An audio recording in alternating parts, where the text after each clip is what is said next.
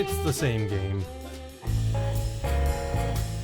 Okay, that's not fair. I do try to come at these games from a more neutral position to try to see them for what they are rather than what I would have theoretically wanted, but it's really hard to do that in this situation. I wasn't a fan of Sticker Star, but I only really came to understand how far that opinion went very recently. The first 3 Paper Mario games are all classics and all have incredible claims to fame, but on the other hand, I could make a very strong argument for Sticker Star being my least favorite game ever. It's very hard for a series, any series, to rebound from something so disastrous, at least in the eyes of its biggest fans. It was going to get that chance, but it had to do so on what was arguably Nintendo's biggest disaster. The Wii had started a revolution, and Nintendo had planned on continuing that momentum into their next console. Unfortunately, in order to cause a revolution, you need to actually be revolutionary, and the Wii U was anything but that. I made a joke about it being a Wii accessory in the Sticker Star video, but that wasn't really a joke. A huge amount of people, especially in the Wii's Blue Ocean demographic,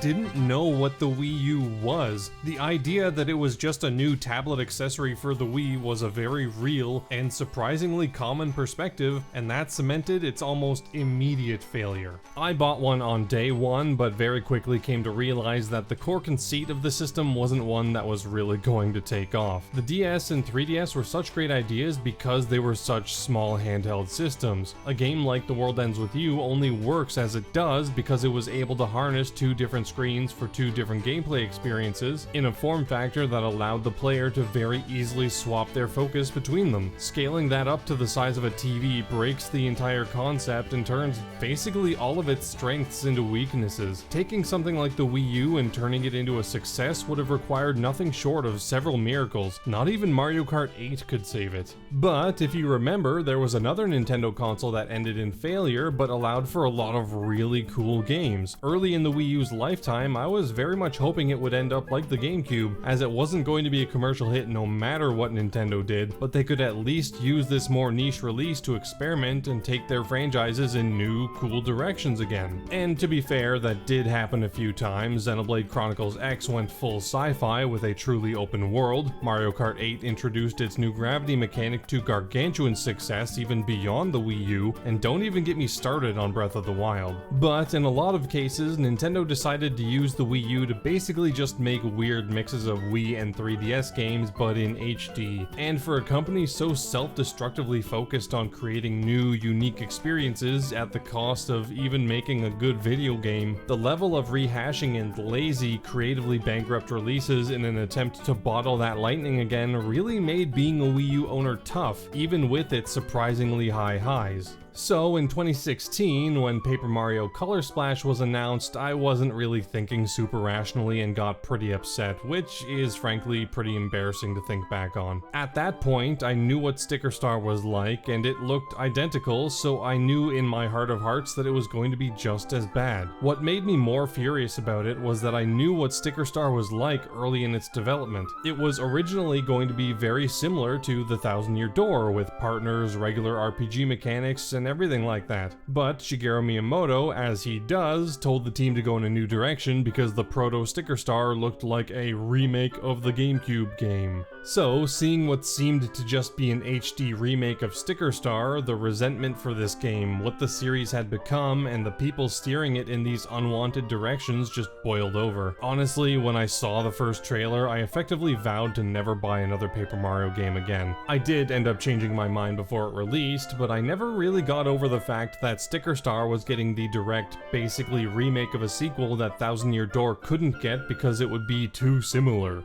But if Francis's security system has taught me anything, it's that I should probably at least play a game before dumping on it constantly for the rest of my life. So, like a good Nintendo fan, I bought the game on day one, put it in my Wii U, and played it. I actually got to the final area but never ended up finishing it. I couldn't stomach more than a few levels of Sticker Star when I first played it, so Color Splash must have actually done something right, or at least less wrong. So I'm gonna be coming at it with fresh eyes and a different, hopefully healthier perspective than I had back in 2016. Is Color Splash just Sticker Star 1.5, or is it really a full step in the right direction?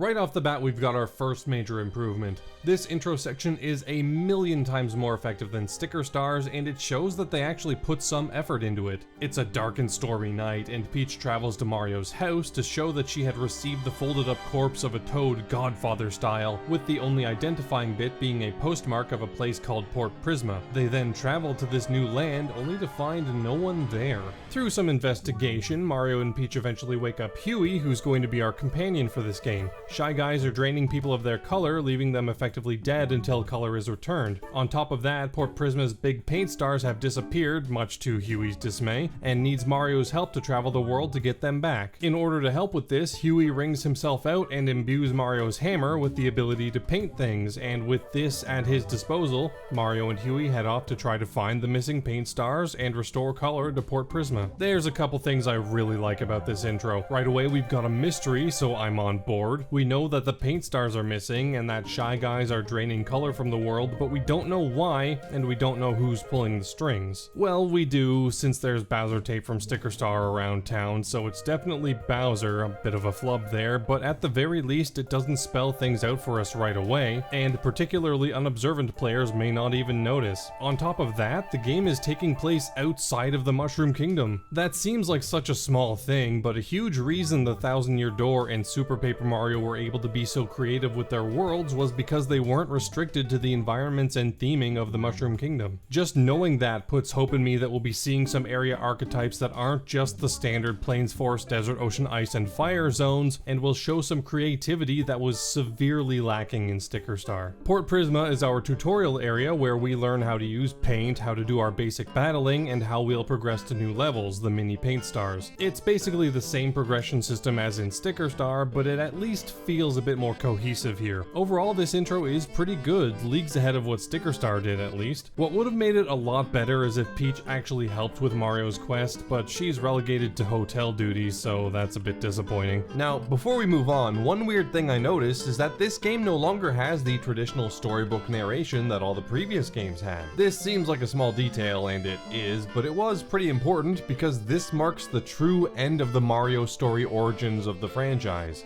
Yeah, Sticker Star of all games was the final one to properly frame the paper visuals with a real purpose, but that's a complaint for a different video. When we get out of Port Prisma, we get put onto a world map, and people who've played Sticker Star should recognize it because it works very similarly, at least in the broad strokes. As Mario completes levels, he'll be able to unlock new ones and make progress towards the nearest big paint star. However, Color Splash's version is much more interesting in a lot of ways. Sticker Star had very obviously separate worlds, so despite the fact that you could unlock levels in different ways and go off the beaten path, even completing worlds out of order, your general trajectory through individual worlds was pretty much set in stone. You could see exactly where you started and where you were going to end up. Color Splash is a bit more coy with its progression.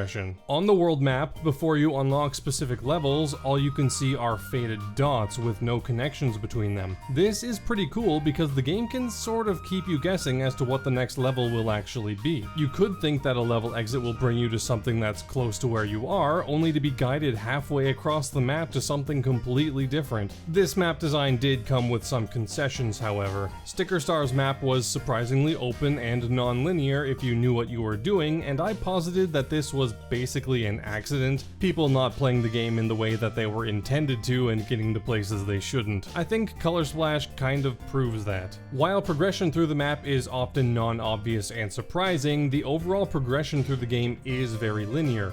Color Splash is really good at making you think like there's a lot of open paths while actually railroading you pretty hard. It manages to do this because there is more than one type of roadblock this time around. On top of things which have the same basic function as in Sticker Star, the game is segmented thanks to the big paint stars themselves, so level sets kind of open up in waves. On top of that, many sections are roadblocked thanks to the rescue team toads, which basically act as a set of collectibles that you need to find in all currently accessible areas that once found will allow progression through a given level. Thanks to them, there's no skipping levels this time around, and they'll actually force you into levels before you can complete them, making the illusion of non-linearity stronger. I don't feel like they needed 3 different mechanics that all did the exact same thing, especially since that thing is hindering progress through the game, but I do appreciate the variety at least. Thanks to all of this, while the world feels much more open and novel to navigate through, the actual level progression is pretty much set in stone, and you'll never really be able to create your own path through the levels like you could in Sticker Star. However, I am willing to forgive this and even argue that it was a better way of handling things because it allowed the team to create levels with a sense of narrative progression that was completely absent in Sticker Star. Outside of a few standouts, Sticker Star's levels were boring, tedious, and unfun at best. Color Splash at least tries to make things a bit more interesting, with admittedly mixed results. There are a few levels that I absolutely love, like Green Energy Plant, which transports Mario into a game like Super Mario Bros. 3. The twist being that on top of the 2D Mario design, he can also swap the perspective around like in Super Paper Mario, giving an isometric view akin to a modern Super Mario RPG. It's a really fun idea. I only wish Mario's actual design changed with this as well. Give him his Super Mario Bros. 3 sprite in 2D and change it to a 3D model when swapped. That would have basically made it perfect in my eyes. Another level set that I enjoy are the levels on the ship.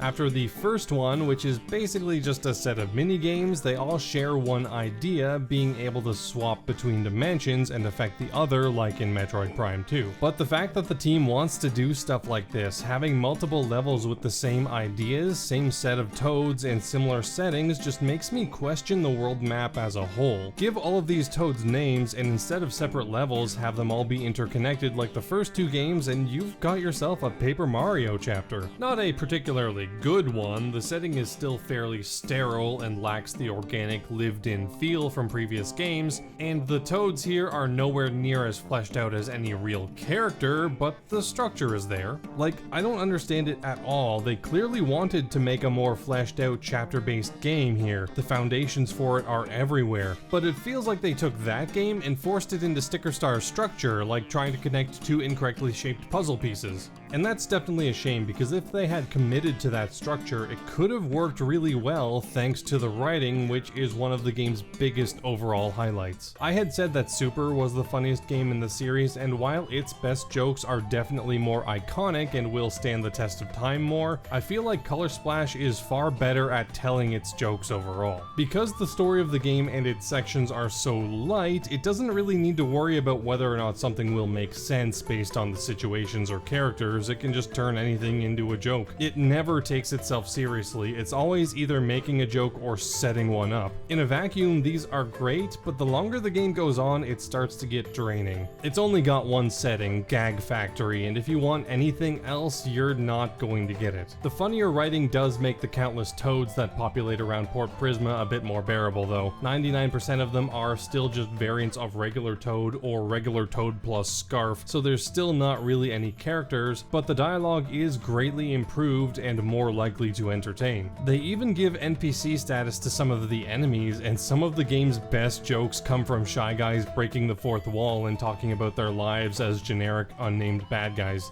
And of course, we can't forget about Huey. I completely glossed over Kirsty in the Sticker Star video because I didn't really like her. Most of the time, all she did was be nasty to Mario for things he couldn't control, on top of having boring optional dialogue. And while she did grow and soften a bit, I still didn't really end up thinking she was a good companion. I like Huey a lot more. While he is quite a bit more static as a character, it's fine because he's quite a bit more entertaining. His dialogue is funny, his interactions with Mario feel a lot more genuine, and he works well to sell the more tongue-in-cheek tone for the game itself. As a companion, I like him a lot, and he really accentuates a lot of the game's creativity and tone. Creativity in general is something that Color Splash excels in, especially compared to Sticker Star, and a lot of that is thanks to the presentation. Sticker Star looked really good for what it was, but what it was an early 3DS game, and there really is only so much you could do on that system without serious concessions.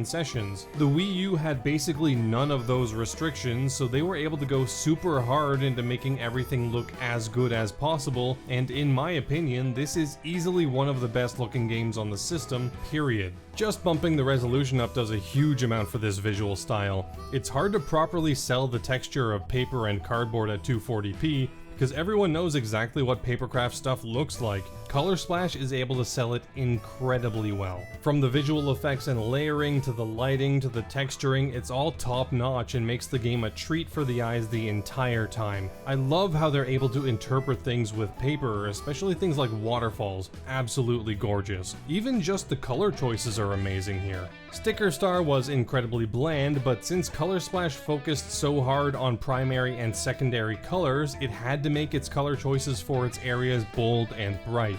It's actually kind of strange. Sticker Star's visuals felt like a gimmick by going too far in the paper direction, but I guess it was actually the other way around. Color Splash's visuals don't feel like a gimmick because it went the distance and committed to getting it as right and as thoroughly as possible. Adding to the presentation's excellence is the soundtrack, which is likewise incredible. Area tracks like Sunglow Ridge,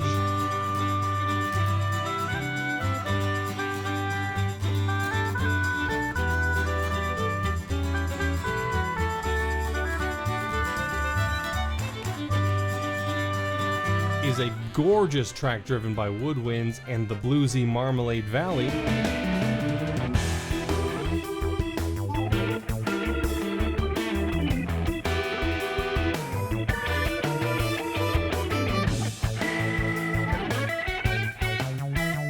really captures the Western feel. Battle tracks are similarly great, with songs like Lemmy's Grand Finale,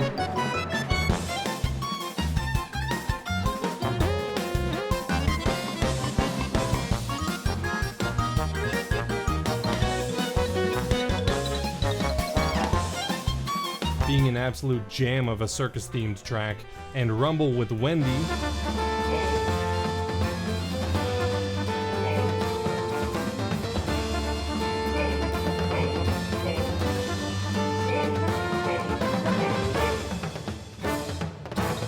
being a really grandiose sea shanty. And while these tracks are some of the ones I personally liked the most, the quality on show here is high all the way through. It's arguably the most consistently great soundtrack in the series. Not being limited to the file size restrictions of the 3DS helps a lot here too. The technical sound quality is super crisp. It's so nice to hear this stuff uncompressed. Now, before we talk about gameplay as a whole here, we do need to talk about Mario again. Sticker Star's control of Mario out in the world was identical to his movement in Thousand Year Door, which felt a lot worse in more complex, more traditionally platformy levels over the sprawling open RPG areas. Color Splash, believe it or not, actually tweaked Mario's jump a bit to make these more platforming focused levels more palatable. That being said, I would absolutely understand if you didn't notice this at all, because it is very subtle. Mario's jump arc is the same at the start, but after reaching the apex, Mario gains quite a bit more horizontal control than he does in previous games. Even I'm surprised I noticed this, honestly.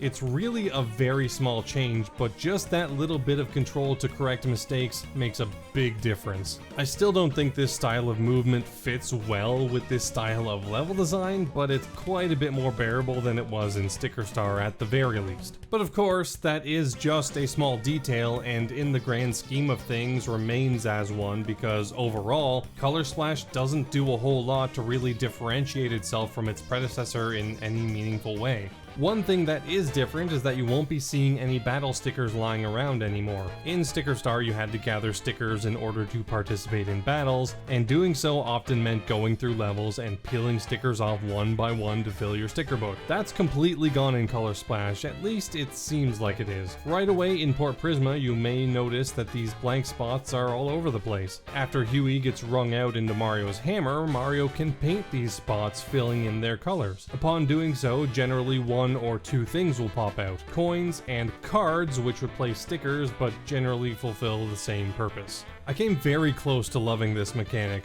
On the surface, it's a way to encourage exploration and steer players towards completion while also giving them the basic things they need to beat the game, the aforementioned coins and cards. There's even a completion percentage on the map showing how many of these colorless spots you've filled in, and it was so close to actually being that, but in the long run, filling in these colorless spots is completely pointless. There's a few reasons for this, with the primary standalone reason being that there's no meaningful reward for completing them. Sure, you unlock the level's sound test once you beat the game with 100% spots, but that's it, and really, that's not a good reward anymore. All this game needed to do was add a proper reward to this and it would have been so great. Like, instead of how the game handles HP, which is give out 25 after each big paint star, cut that down to like 10 and spread the rest of the game's HP upgrades via colorless completion. Give like 3 HP or something like that for each full completion. That would top Mario's HP out at about the same he has now and allow for lower HP runs for people who want the extra challenge, but it would also actively encourage searching out for all of the colorless spots so much more, since there'd be a real, meaningful extrinsic reward for doing it. A big reason this needed a better reward comes from the colorless spot's main reward, coins. Coins were kind of useless in Sticker Star since if you even wanted to battle, which I didn't, grinding levels gave better stickers in greater numbers than coins could get you, so you'd very rarely be in a position where you'd need to spend any money, aside from things if you thought they were something you were supposed to use. Color Splash overcorrected hard. From the very beginning, coins are handed out like candy, and Mario will quickly gather thousands upon thousands of them. So pretty much no matter what you do, you'll be able to pick and choose whatever cards you want from the store, making the rewards from the colorless spots that much more pointless. If you think I'm exaggerating about the coins, let's just take a look at the Rochambeau temples.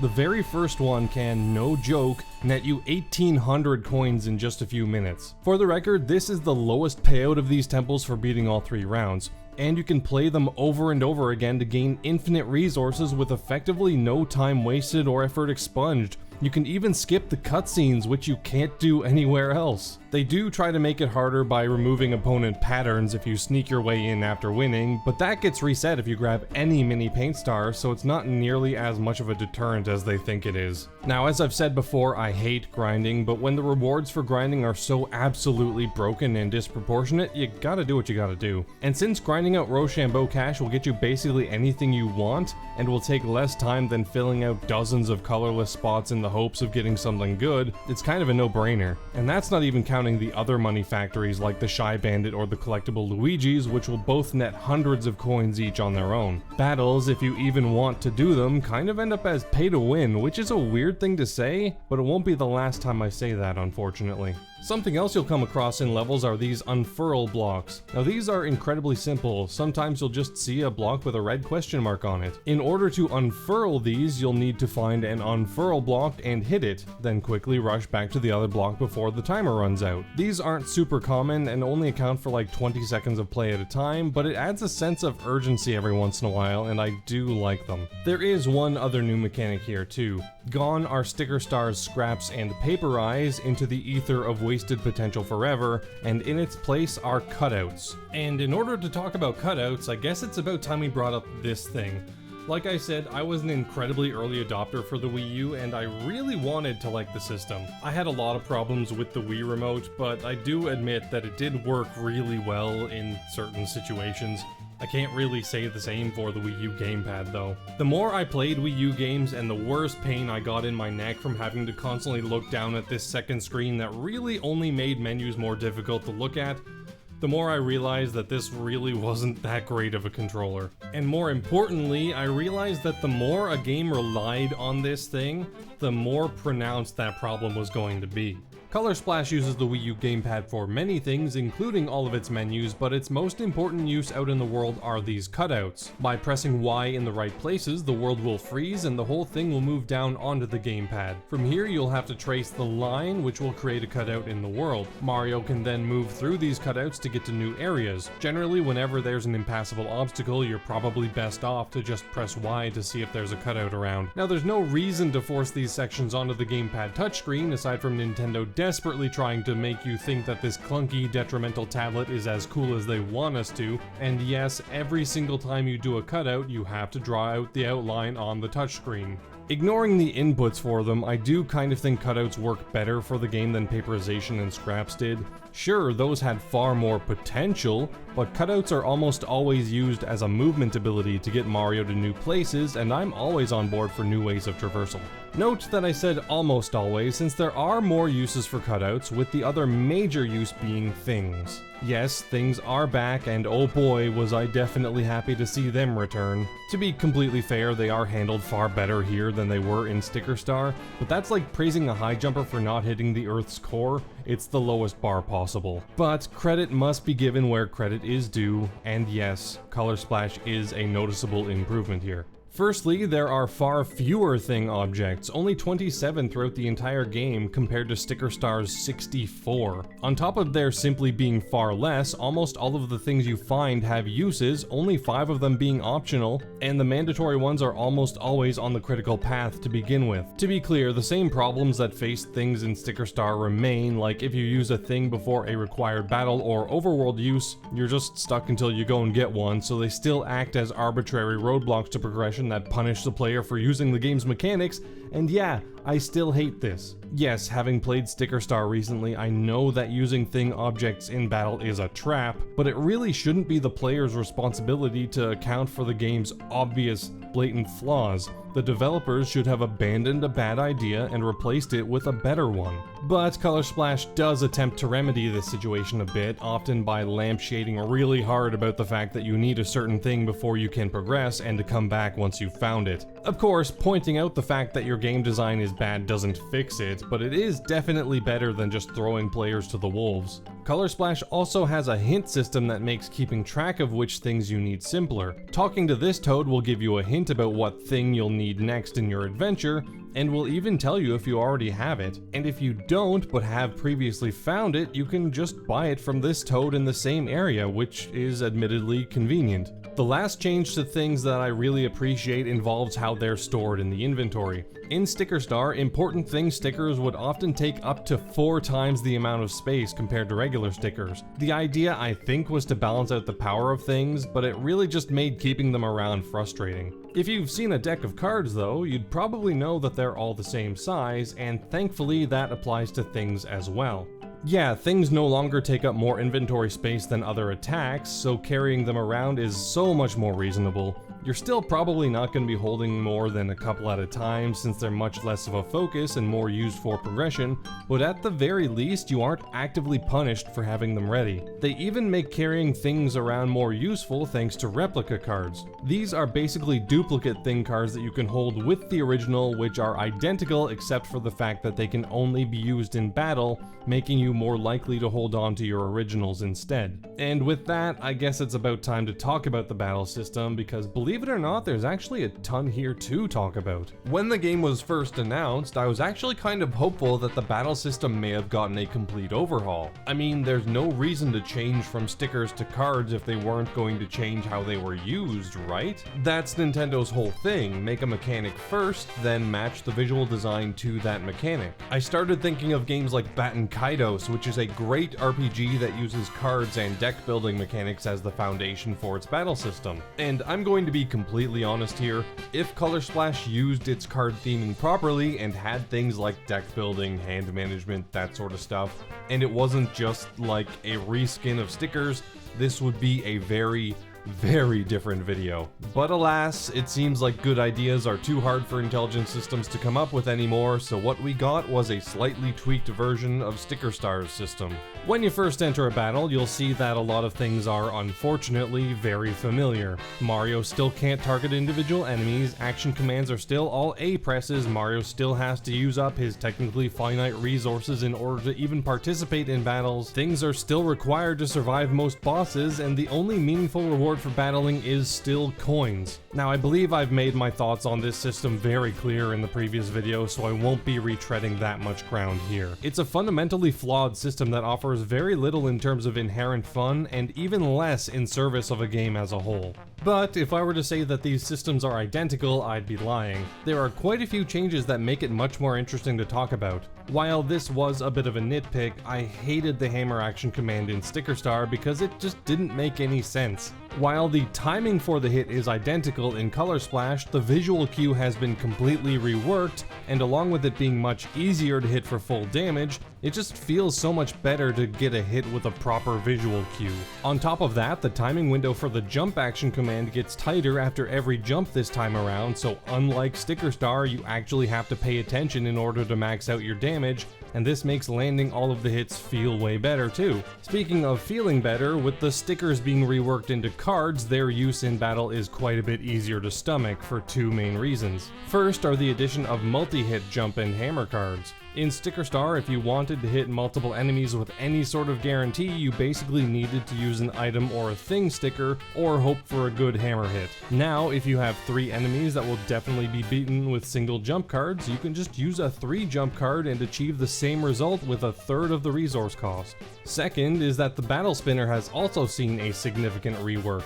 In Sticker Star, the Battle Spinner gave you a chance at using more than one sticker in a turn, and relying on literal luck for a better battle experience was incredibly stupid. Its entire mechanic has been changed for the better, thankfully. Now you'll get permanent card use upgrades at set points throughout the game, and the Battle Spinner will instead give you a chance to win a new card if you need it. But since you're going to be so rich throughout the entire game, the chances of you actually needing it are very slim. Regardless, it is way better than it was, and having no impact is far better than being a detriment. Enemies are better handled too. While most of them are stock standard fodder, the game will occasionally do something a bit more inventive, like having folded up Shy Guys that reference Japanese horror ghosts, or sombrero guys that will not really do much aside from buff other enemies and run away when it's stranded. I still wish there was even half as much creativity in enemy design as there was in the first 3 games, but again, some improvement is better than literally none. And there is an experience system.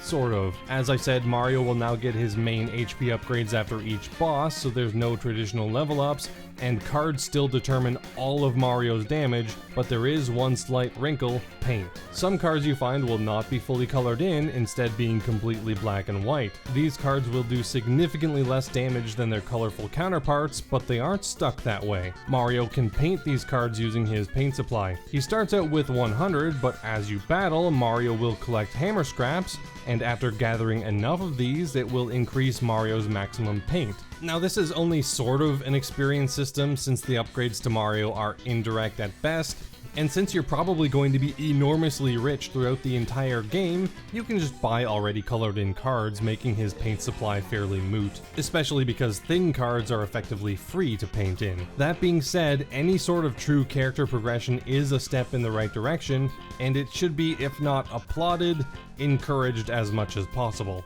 But of course, not every change is a good one. There are a few unique things to this game that in a lot of ways simply nullify all of the good done by the other changes and leaves the system feeling just as unfun and pointless as it was in Sticker Star. First is something you'll notice right away when you participate in a battle. Mario has his HP, a much higher amount than in previous games, but that's it. There are basically no damage numbers to be seen on anyone but Mario. In the past, I've praised this series for its incredibly smart use of damage numbers to help create a system that was simple and easy to understand, but offered a ton of depth and strategy because everything Mario can do and how you handle battles could be planned out. Color Splash throws all of that out of the window. On top of Sticker Star's nonsense, enemy HP is now represented by the enemy's coloration. Fully colored in, they're at full health, and when the color drains, you've won. Because there are no damage numbers and all you have to go on are abstract approximations based on a color gradient,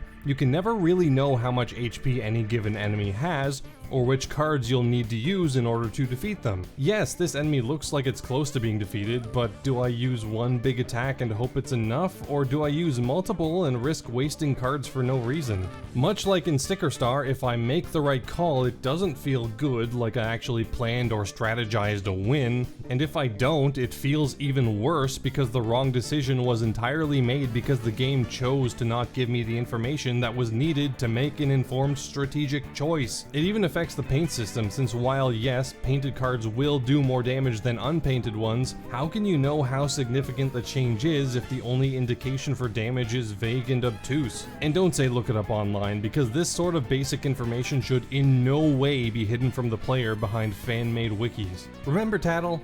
Yeah, Tattle was great. This change on its own basically ruins the entire system, but Color Splash is a Wii U game, and it wouldn't be a Wii U game without some pointless, obnoxious gimmick involving the gamepad to make the experience worse. A good turn-based battle system does its best to make the experience as painless and responsive as possible, because navigating menus isn't really any fun on its own. The fun comes from understanding your abilities and using those abilities to strategize and win encounters. The menus just facilitate that. Color Splash realized this and decided to do away with the tried and true menu navigation entirely. The problem is, they replaced it with this monstrosity. All of your battle commands happen on the Wii U gamepad, and yes, that's as obnoxious as it sounds. In order to attack a single enemy with a single card in this game, you first have to navigate to the card you want to use. This can be frustrating since you eventually hold up to 99 at a time, and all of your cards are just lined up side by side, meaning if you want to use a card on the far end of your hand,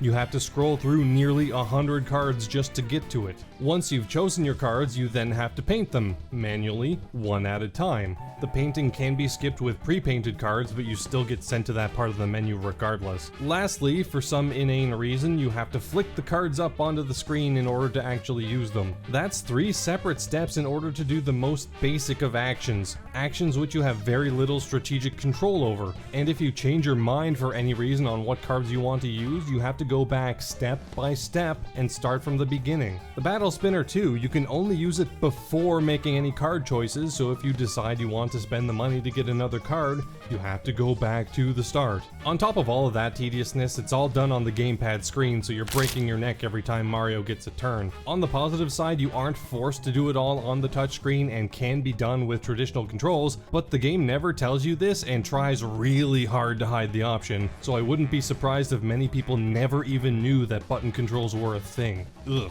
It's actually kind of impressive. Nintendo somehow managed to take an awful, terrible battle system and modify it in just the right way that the improvements are minor, but the new issues are debilitating. I'm not going to say it's a worse system because really there are far more fixes than there are new problems, but good on Nintendo for making 2 battle systems I actively attempted to avoid as much as possible. Bosses are generally more enjoyable since they're all pretty unique with interesting mechanics and use of thing objects. I'm not gonna rag on all the main bosses being Koopalings because I guess I'm just so desperate for any characters besides Toads and random Shy Guys that I'll take anything, but yes, it obviously would have been better if they had been fully unique characters and not the same set of bosses we've seen for over 30 years. Amazingly, the last 2 bosses completely swap things around from Sticker Star and are among my favorites in the game. But before that, we've got some things to catch up on. Early on, as Mario goes to collect the big paint stars, Peach is kidnapped. A very shocking development that no one could have seen coming. She'll send us these Hollow Peach things every once in a while, which I'll say a variant of, I'm still alive, Bowser's still doing a bad.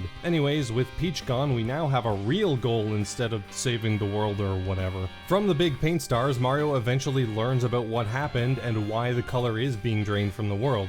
This is doled out slowly after each one, but the gist of it is, everybody was happy in Port Prisma having fun with their paint and rainbow pool in the center of town when Bowser, not doing anything wrong, just wanting a Technicolor shell, jumped into the pool and spun it around. Unbeknownst to him, mixing all 6 of these colors eventually makes the whole pool black, which is an evil color, and this evil consumes him, basically mind controlling him into removing color from everything else. Now, one could criticize the town for having a multicolor pool that could very easily be whipped into an evil black paint with so much as a spoon, but Huey points out how stupid a plot point that is and how we could have just not had the game if Port Prisma was smart, so I guess it's fine. With all the paint stars back in town, they create a rainbow road which conveniently leads directly to the front door of Black Bowser's castle. Also conveniently, at the same time, Luigi shows up with his newly painted kart racer, and he acts as our chauffeur to the final level. This is a pretty good level, all things considered. It starts out with a fight against Roy, and this is probably my favorite boss in the game.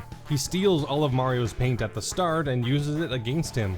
By painting Mario different colors, Roy will give him different status effects which affect what you can do in battle. Red will increase his speed, making action commands harder, blue will make him depressed so he can't use any non-blue cards, that sort of thing. It's a really creative fight that uses all of the game's mechanics really well, especially since Roy steals all of Mario's paint and only gives it back a little bit at a time. There's actual good resource management here. At least there would be if I wasn't richer than God by the end of the game and didn't need to paint in anything anymore. The rest of the level is fine, but not amongst my favorites. Mario will infiltrate Bowser's factory and destroy it using a bunch of very poorly placed bob-ombs. He'll then have to escape the black paint which floods out, and if you get touched, you die. Thankfully though, if you end up dying at any point in the level, when you head back, you're right where you were. There's none of Sticker Star's whole do everything from the start again, idiot sort of checkpoints here, which really isn't something that should be praised, but after Sticker Star, I'll take it. And finally, we hit Black Bowser. He's the final fight, and this fight is really all about just unloading all of the damage you've got. He'll hit you with black paint and spawn black lava bubbles to make your life miserable. As you knock some of the paint off him, it seems like Bowser regains his senses, only to be taken over by the paint again. I'm just happy Bowser gets at least one line of dialogue here. He's still nowhere close to his role from before the Great Sticker Star disaster, but it takes time to recover from a tragedy of that magnitude. About halfway through the fight, Huey realizes that with the black paint at his disposal, Black Bowser can't be beaten. In order to win, Mario will have to use Huey as a battle card, which will let Huey absorb the black paint once and for all. Yes, this is a direct retread of Kirsty's, I guess, arc from Sticker Star, but it's definitely handled way better here. First, Huey is more likable than Kirsty was, so the possibility of him getting injured hurts more. Huey's abilities make more sense in this final boss scenario, and Huey isn't effectively sacrificing his life only for that sacrifice to be pointless. The situation is still dire for sure. Mario will have to use Huey to block Black Bowser's paint attacks, and each hit does a little bit more damage to him, so he can only withstand so much. I thought this was a pretty interesting way to end the final boss. Mario and Huey know that they're no match for Black Bowser as he is, so they're put on the defensive. Black Bowser effectively has to weaken himself, and he definitely does. As a last resort, he gathers all of the paint he has and puts it all into one final blast. If you miss this block, it does 120 damage, so there's a good chance you're gonna die. But if you don't, you basically win. All that's left to do is KO the now weary, paint-free Bowser, and it's over. But there's still danger. The castle is collapsing, and if it does, the black paint will get everywhere and cause chaos. So while Mario and the recently freed Peach hitch a ride with Luigi,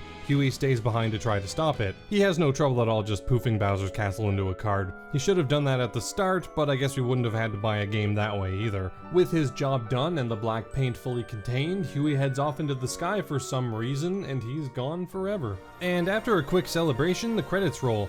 Now, I've been a lot more positive on this game than I was for Sticker Star, and that's because there really is a lot to like about Color Splash. The level design is quite a bit more interesting, the presentation is truly incredible, and there are even some slight touches of story sprinkled in there every once in a while. That being said, most of the positivity stems from the fact that I am playing it directly after Sticker Star, which, as I've said, is arguably my least favorite game ever. Color Splash really does have a lot of the same problems that Sticker Star did. Most of the NPCs are generic nameless toads, making the world feel small and insular. There's still very little in terms of overarching narrative tying all these levels together. Mario is, just like in Sticker Star, just getting MacGuffins because there are MacGuffins to get, and the battle system, the primary mechanical system, is arguably just as flawed as it was in Sticker Star, but for different reasons. Ultimately, my biggest problem with Color Splash comes from how much wasted potential there was, and how unwilling the team was to abandon their worst ideas and implement better ones. Again, it doesn't need to just be the first two games over again. They can implement new ideas and take the franchise in new directions, but it's really just so disappointing that the game they chose to make, and the foundation for the series going forward, was the one with the most inherent, frankly unsolvable issues. I'm not going to say that Color Splash is as bad as Sticker Star was, because it really isn't, and the fact that I thought it was goes to show how unwilling I was to see it for what it was when I first played it. There are a lot of things that go into a good Paper Mario game, and while Sticker Star missed every single defining feature, Color Splash at the very least does get a few things right. Not nearly enough right to put it on the same level as the first three games, but it also doesn't really deserve to be thrown in the trash like Sticker Star. But whether people like to say it or not, Color Splash is a Sticker Star sequel, largely unrelated to the games before that, and yeah, it's not one I'll go back to on my own time again. I really do need to stress that despite the praise I gave the game here, it is still cut from that same Sticker Star cloth, and I didn't want to just complain about the same things over and over again in this video. I wanted to focus on the positives as a bit of a palate cleanser from the overly negative Sticker Star video. I hated Sticker Star, and honestly, while it has improved in certain areas, it's got some charm, the platforming is nicer to control, and they tried to update the battle system for the better.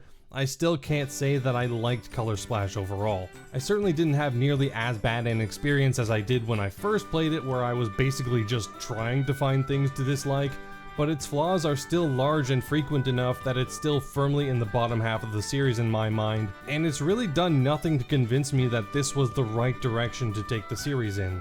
And yet, 4 years later, Nintendo would grace us yet again with another Sticker Star sequel, the last game in this Paper Mario retrospective for now, and the game that frankly inspired me to start covering this series for better or worse, Paper Mario: The Origami King. So, thank you all so much for watching, and I will see you all next time as we wrap up this season.